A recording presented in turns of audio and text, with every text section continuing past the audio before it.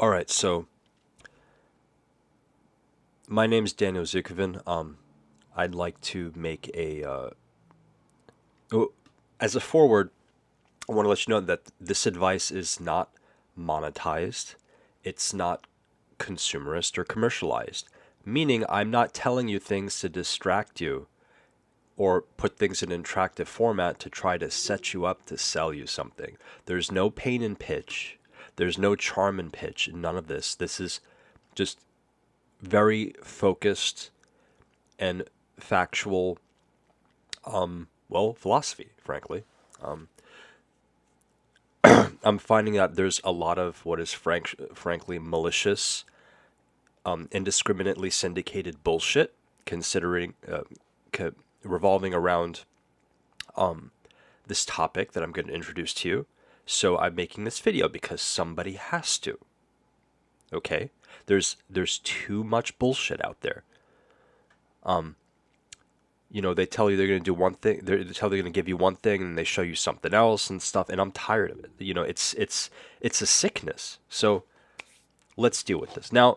Before I get into this, and I promise I'm not hooking you here, but I have to say this before. I don't have a degree in sound engineering. I have certifications in IT. I know computers, but I do have musical training. I learned music theory and stuff. And putting those two things together, I have a pretty good sense of how to do this, and I know how to listen. Okay, so I've read a lot on this topic, so I'm speaking from a point of confidence. If you don't like how I'm certifying what I'm saying, you don't have to listen, honestly. But for this is for people who can use this information because it's not an easy topic at all. So, what is this video about? Well, I'm going to show you how to make your mixes heavy. I don't know about 100% maximum heavy, but this is going to make your mix aggressive, hard hitting. If you probably picked up on this, this is about mixing heavy metal music. Sorry, I had to make sure my bedroom door was closed because I really like my privacy. So yeah, let's get into it. This is a track I'm working on. It is heavily researched, and a lot of information went into it, and so I'm getting a lot of result, a lot of product here. I guess I guess I could just play some. If will it go through? Let me check. Okay, yeah. That probably overloaded the mic channel, but which is a good thing because it doesn't overload my speakers or anything. My speakers or anything. So,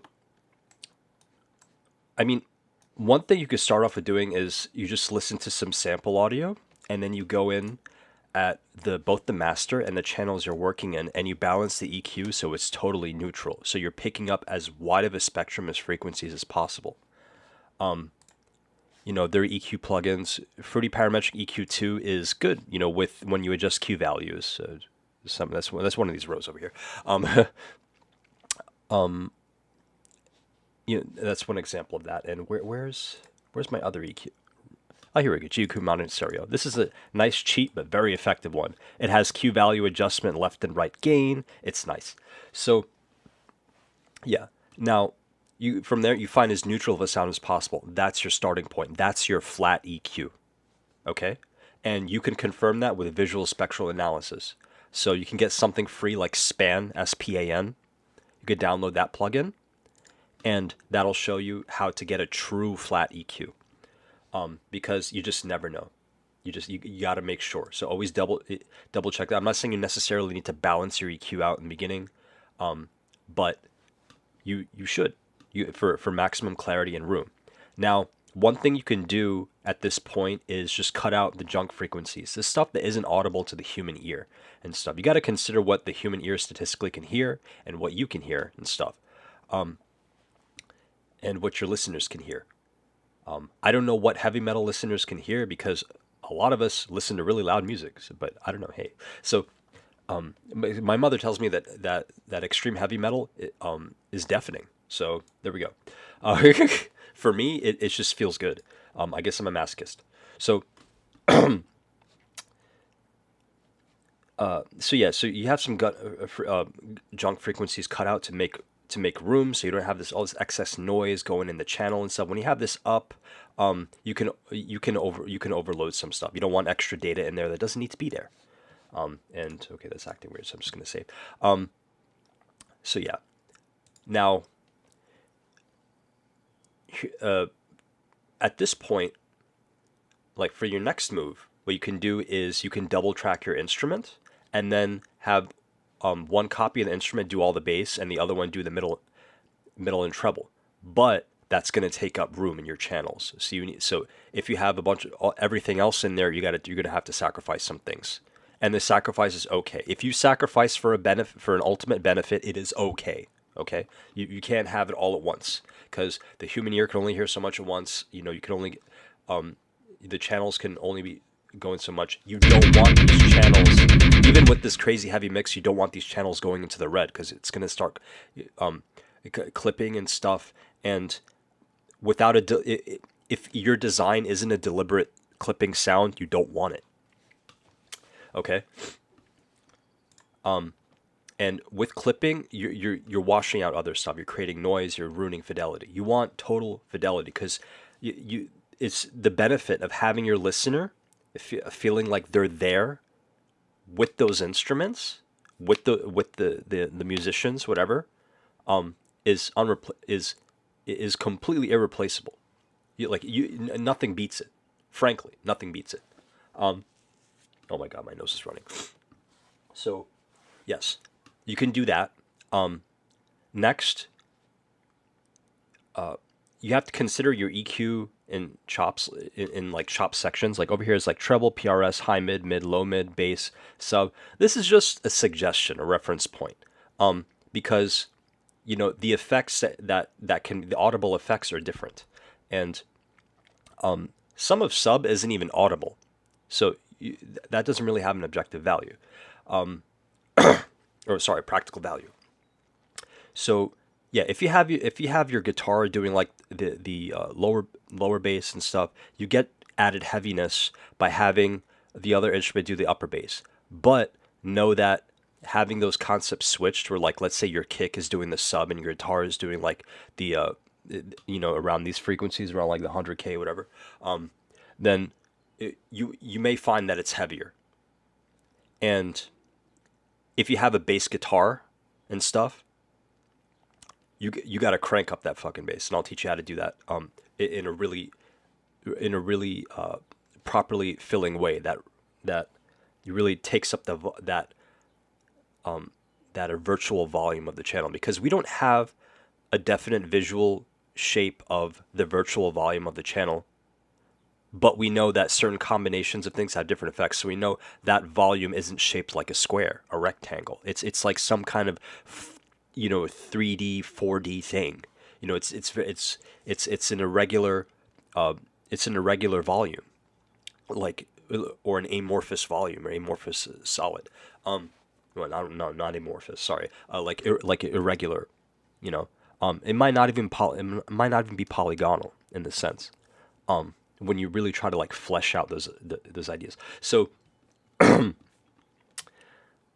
and so like for example, applying this concept to the kick over here, I have this kick going here doing this, but then I have a second kick. This is a copy of the VSC doing that. It occupies a different part of the bass frequency. The guitar doesn't have any low end that gets washed out. Like I could just add it there and it actually made it heavier. And I also added multiple compression because I want to force that guitar to cut in hard and cut out hard. And that creates such a punch to it. It creates a chug and a crunch and stuff. You know, that gives you that Heavens Have Fallen by Rings of Saturn sound, that Bleed by Meshuggah sound. It's just so fucking, like, you build such a beast and you tame it that way. looking at my amplitude setup,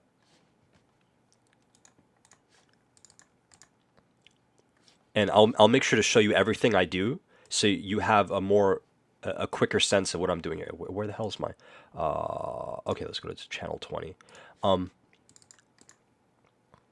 So because I want heaviness, I'm using a crunching amp. That's why I'm using a rock reverb. Okay, rock reverb dual tarot works. Transatlantic even works here.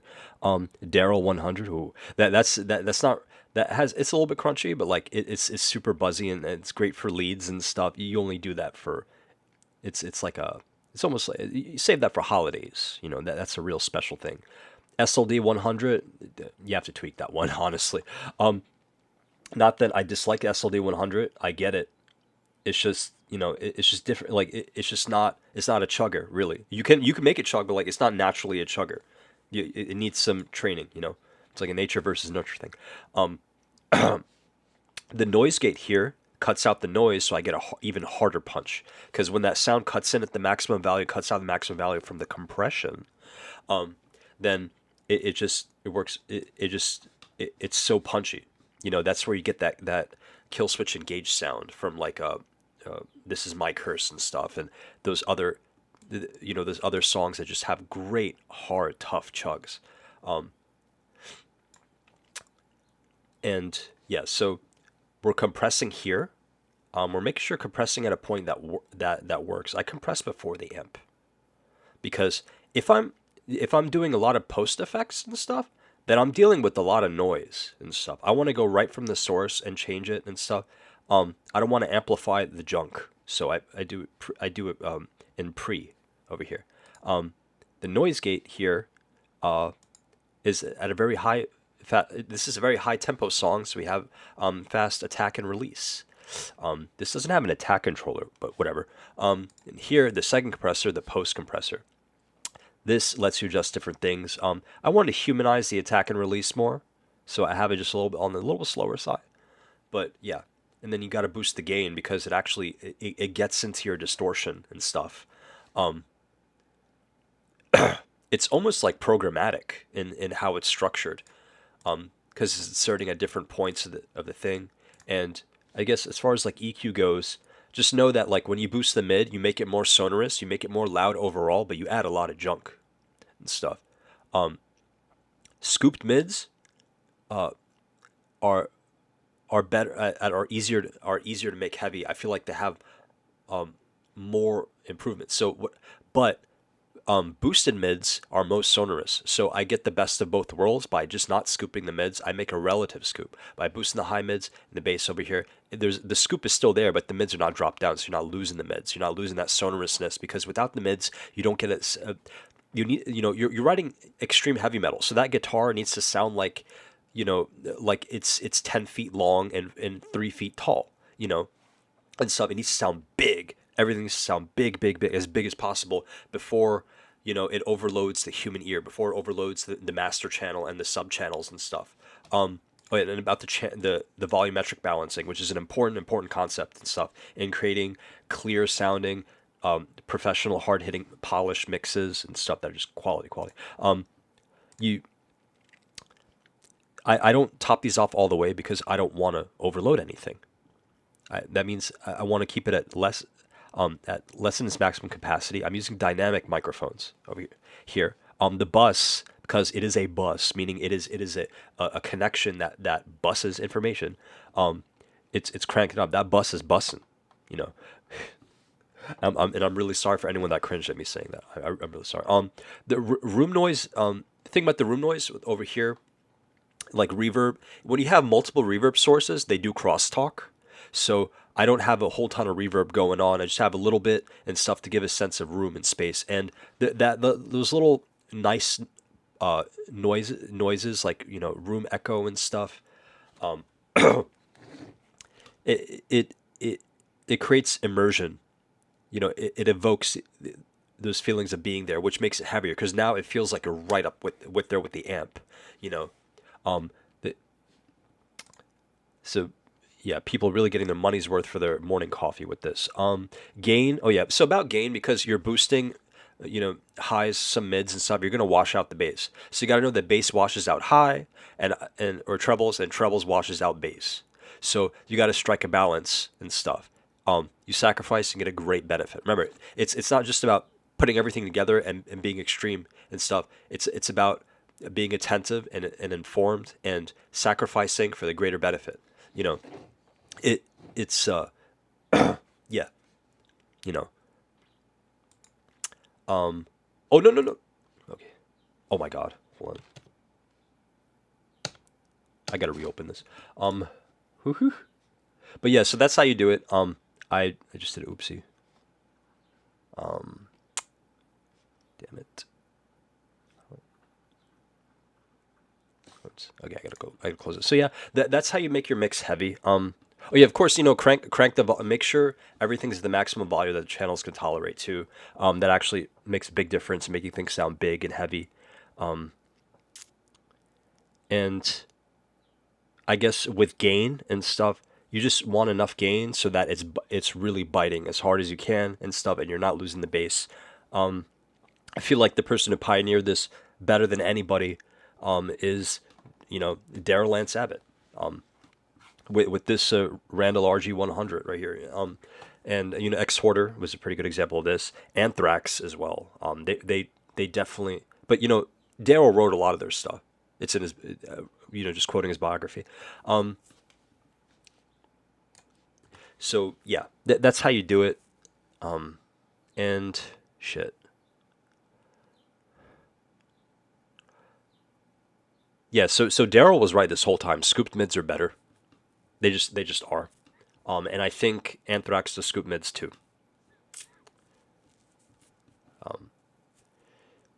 Oh yeah, we can talk about amp choice too. So you have the orange rocker verbs. Right, we talked about transatlantic as well. What's another? I guess yeah, triple rectifier and dual rectifier. Those are good. Dual rectifier might actually have a little bit more balanced sound. Triple rectifier is a little bit like warped, which gets sloppy.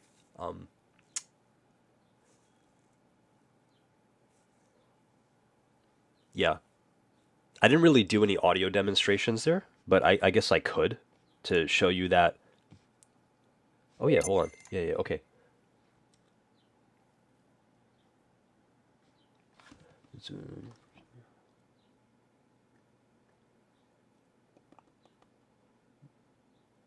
this it? Yeah. I can show you what where the potential is for heaviness. Like if you want to take Heavens Have Fallen and crank that shit up, or the bleed tone and crank that shit up, Oh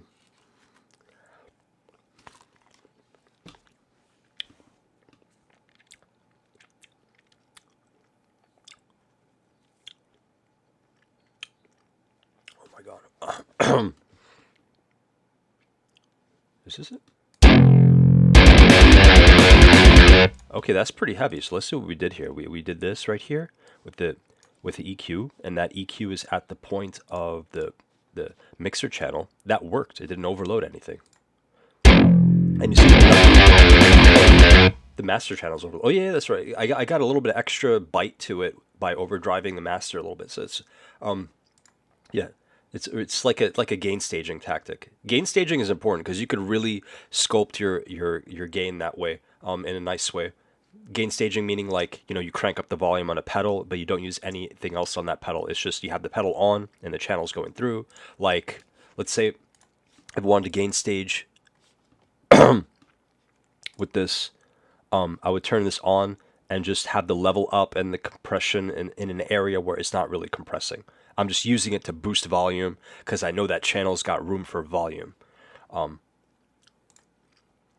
And wow, this was done with a triple rectifier. Holy shit, that's an underrated amp for fucking extreme metal, man. That gets pegged as a new metal amp.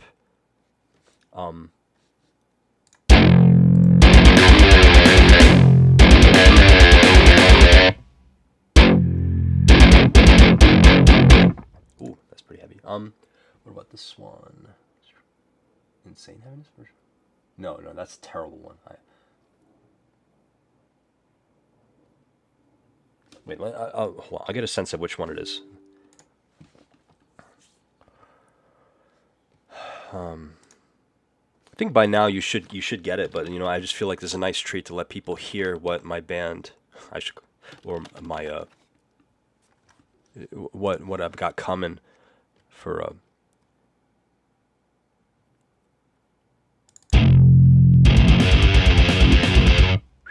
it's got a, ooh, that track's got a fat booty. Okay, so yeah, you want that. You need that fat booty tone. It punches hard, especially if you're cranking that shit up in your car.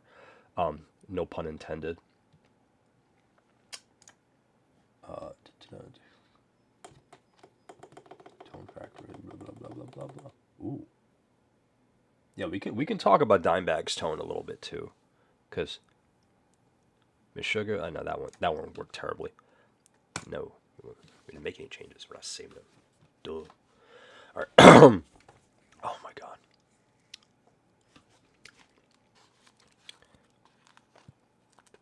Ooh.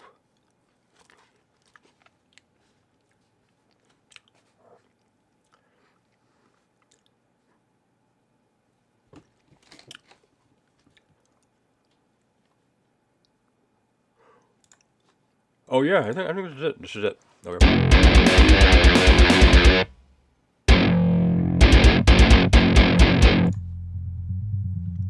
Yeah, you see, so with the bass guitar, what I think what worked better than everything is having that low end cranked up, and I was near the neck pickups here to because when you're adding bass at different point or adding frequency at different points of the channel, you're actually not crosstalking. You're at a different point on the chain, which is still audible by the ear and can still go through your speakers or headphones or earbuds or over ear headphones, whatever you want to call them.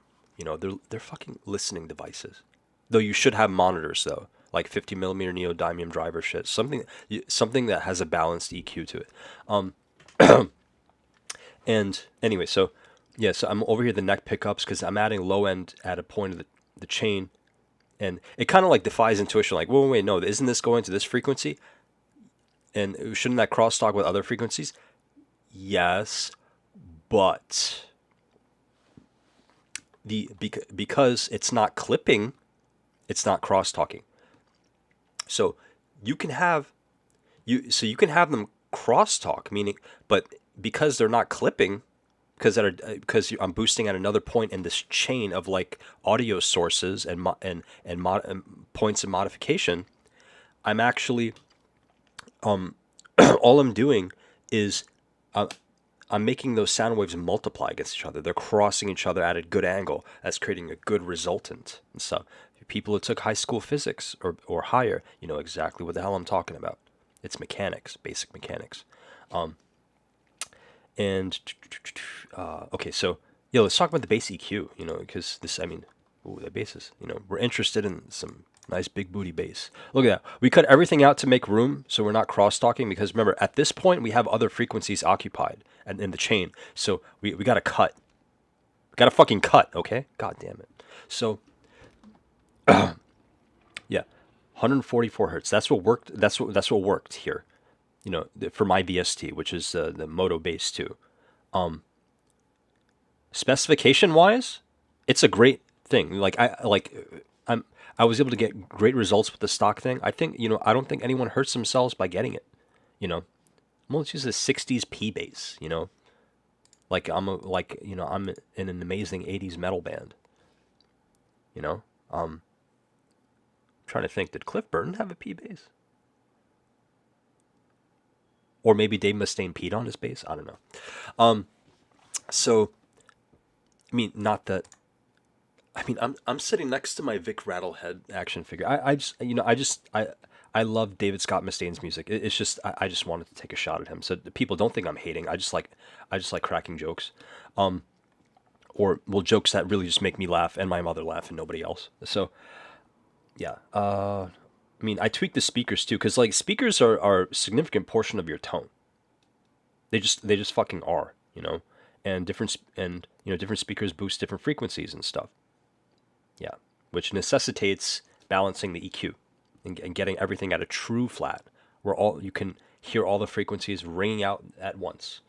And yeah, and of course, if a frequency's causing problems, cut that shit out. Crank that Q value where you need to crank it. I don't know if it's negative or positive, but and cut that shit out. And when you need to boost the frequency, remember you can risk overloading a channel, so you got to sacrifice and stuff. You got to either bring down the volume or bring down that frequency. Now over here for the mix, it looks like, ooh, see, good EQing. There's not much jump going on.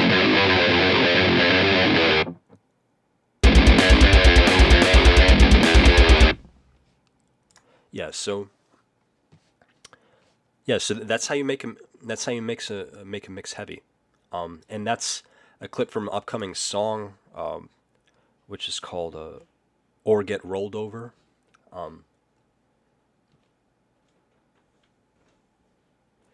Yeah, not really a metal title, but it's a metal song.